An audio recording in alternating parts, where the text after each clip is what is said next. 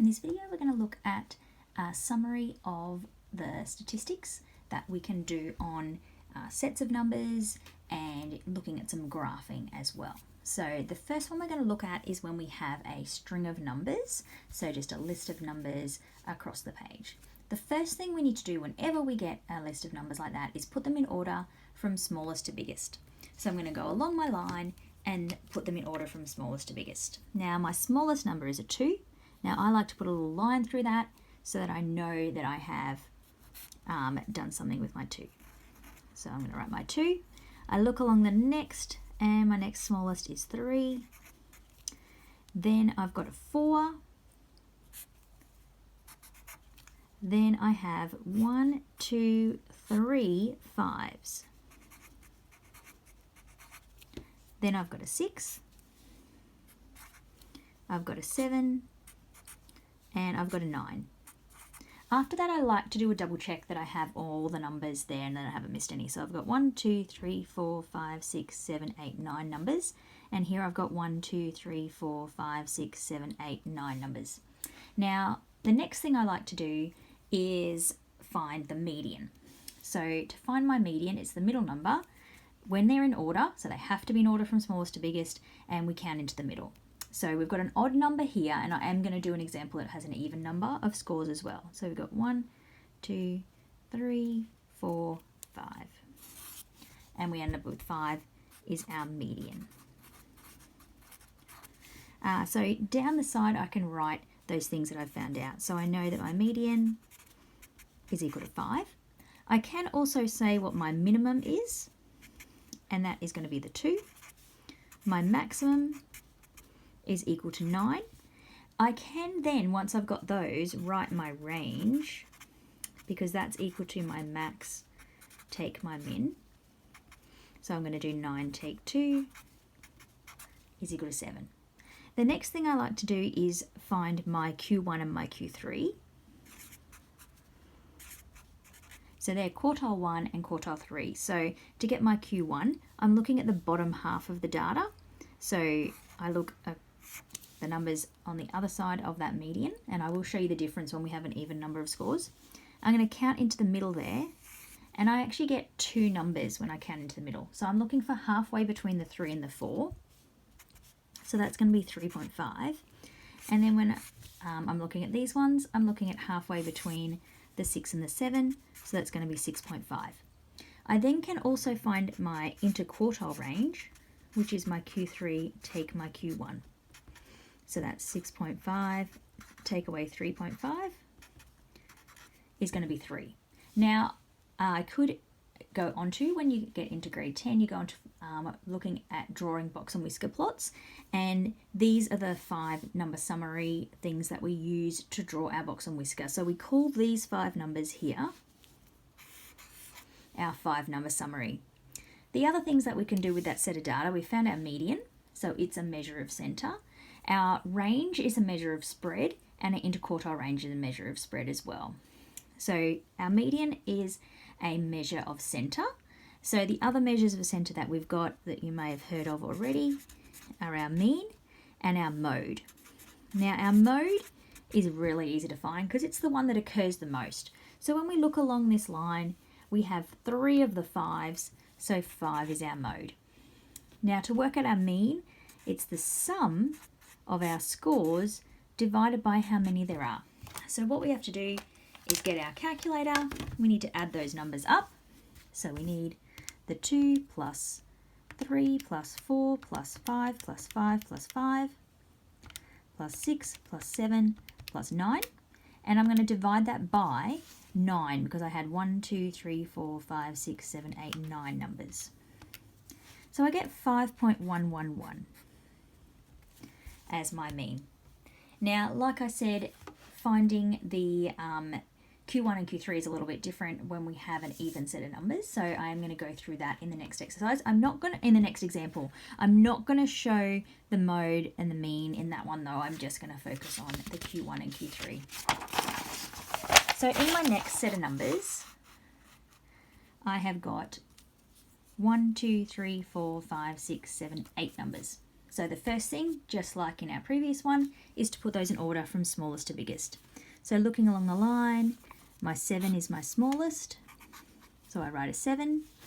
Then I've got an 8,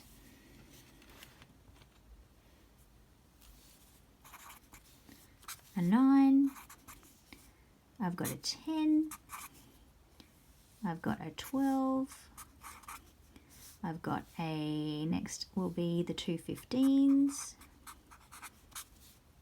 and then I've got a 16. So doing my double check, 1, 2, 3, 4, 5, 6, 7, 8, and I had 1, 2, 3, 4, 5, 6, 7, 8 there. So 8 numbers. Now I'm going to count into the middle. So 1, 2, 3, whoops, and I get 10 and 12. So when I want to find my median, that I'm looking for the middle number between 10 and 12. So my median is going to equal 11. Now this is where the change happens when we do our Q1 and Q3. Instead of going either side of that, we put a line down the middle and we look at the bottom half and then the top half. So we're going to look at the middle here. So our Q1 is equal to 8.5. And then over here, we've got the 2 15s. So our Q3 is just equal to 15. So that's that difference there. When you find your median, you then put that line in the middle because you're looking between two numbers, as opposed to when you were circling that one number in the previous example. The next thing we're going to look at is the stem and leaf plots. So stem and leaf plots are a nice visual way of showing the spread of the data, because we can see how it's spread over the different numbers. So often we'll do it with 2-digit numbers, and we put our first digit in the stem and then our second digit in the leaf. Now, when I do these ones, I generally will do a rough draft and then a final draft so that I've got them in order. So in my rough draft, I just go along. So my 31, I'm going to find the 3 and write a 1 there. For my 24, I find the 2 and write a 4. For my 35, I find the 3 and write a 5. For my 23, find the 2 and write the 3. 42, find the 4, write the 2. 53, find the 5, write the 3. 17, find the 1, write the 7. 72, find the 7, write the 2. 64, find the 6, write the 4. 55, find the 5, write the 5. 48, find the 4, write the 8. 59, find the 5, write the 9.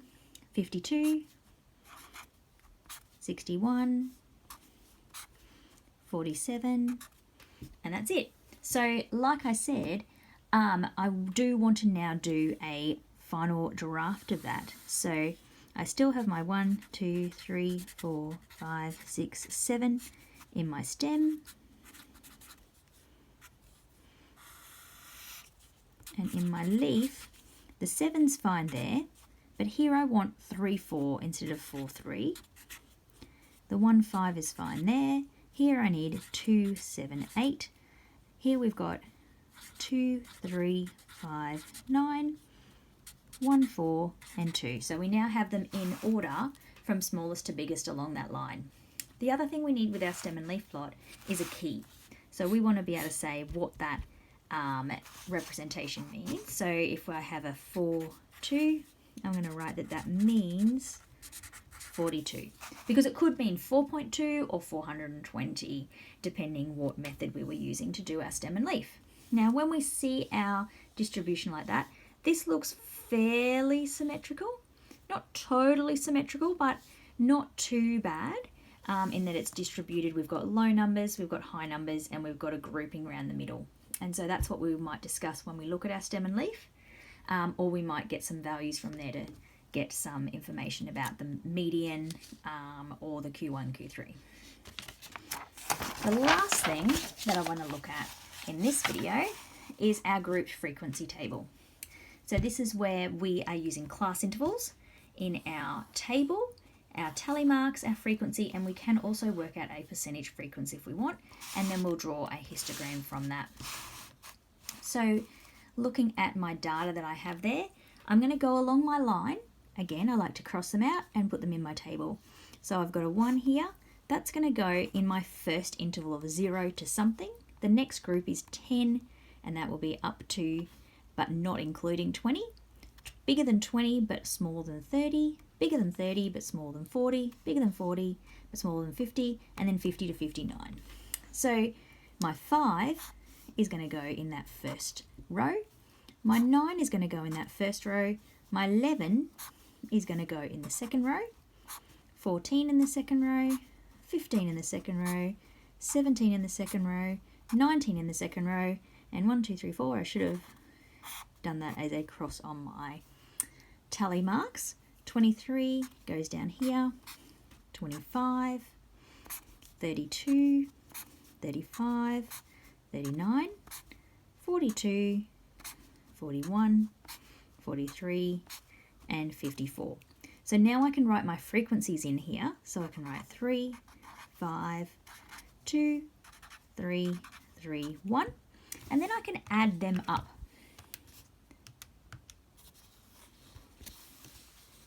So I've got 3 plus 5 plus 2 plus 3 plus 3 plus 1 gives me 17. Now I can do a check up here and check that I have 17 numbers. And then I know I haven't missed any. Then for my percentage frequency, if I'm asked to do that, I'm grabbing my frequency, dividing it by the total, and timesing it by 100. So in that case, I would get 17.6%. So in this question, I'm not going to graph using a percentage frequency, so I'm not going to continue down that column, but if you do want to practice that, you can keep going. So now that I've got my frequency and I've got my intervals, I'm going to now graph that. So I know that my column for 0 to 10 needs to go up to 3. So I'm going to put some marks up the side. Now I know I only have to go up to 5, and I've got 1, 2, 3, 4, 5, 6, 7, 8, 9, 10. So I might actually go up every second one labeling and make use of that space that I've got. So now my column from 0 to 10 I know has to go up to 3. So I'm going to grab my ruler and I'm going to make my column go up to 3. Then my next one has to go up to 5.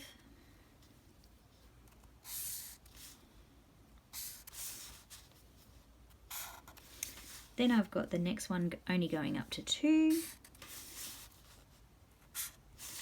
The next one goes back up to 3, as does the following one. So I can just take both of those up to 3.